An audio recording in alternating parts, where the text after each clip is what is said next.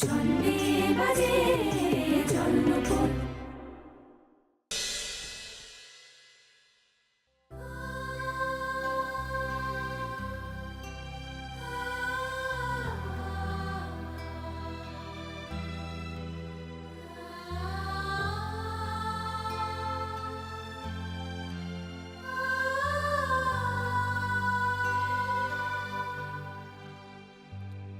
জানি না কাজল, আজ তুমি আমাকে যে যে কথাগুলো বলেছ ঘরের ভেতর বলেছ কিনা। হয়তো কাল সকাল থেকে সবটা বদলে যাবে। হয়তো তুমি আবার আগের মতো দূরে চলে যাবে। হয়তো তুমি অস্বীকার করবে আমাকে, কিন্তু তবু এই মুহূর্তটা আমার কাছে সব থেকে সত্যি কাজল। তুমি ঘরের মধ্যে বললেও মনের কথাগুলোই বলেছ, আর এরপর যা বলবে সেগুলো সব বাইরের কথা।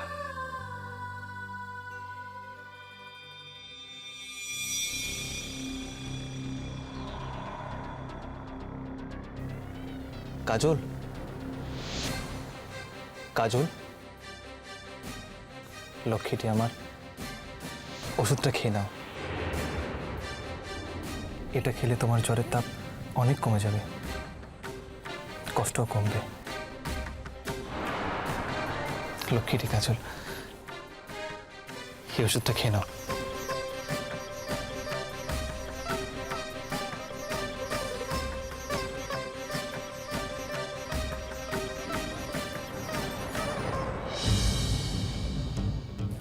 কি করছো? মাঝরাতে ওর ঘরে এসে ওকে ওষুধ খাওয়ানো হচ্ছে, এই দৃশ্য দেখার পর সহ্য করা যায়? কাম ডাউন, সহ্য করতে হবে তোমায়, যে কোনো অবস্থাতেই সহ্য করতে হবে। তুমি যদি নীলের সঙ্গে সারাটা জীবন সুখে সংসার করতে চাও, এটুকু তোমায় মেনে নিতে হবে। নিজের পায়ে নিজে কুড়ুল মেরো না। মেনে নিতে হবে মানেটা কি? তার মানে তো নীল আমাকে ঠকাচ্ছে। তুমি কি ভেবেছিলে?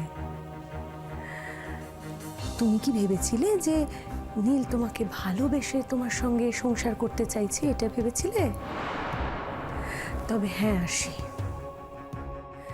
নীল যাতে তোমাকে ভালোবাসে সেই ব্যবস্থাটা কিন্তু তোমাকেই করতে হবে, চেষ্টাটা তোমাকেই করতে হবে। কি করে সম্ভব?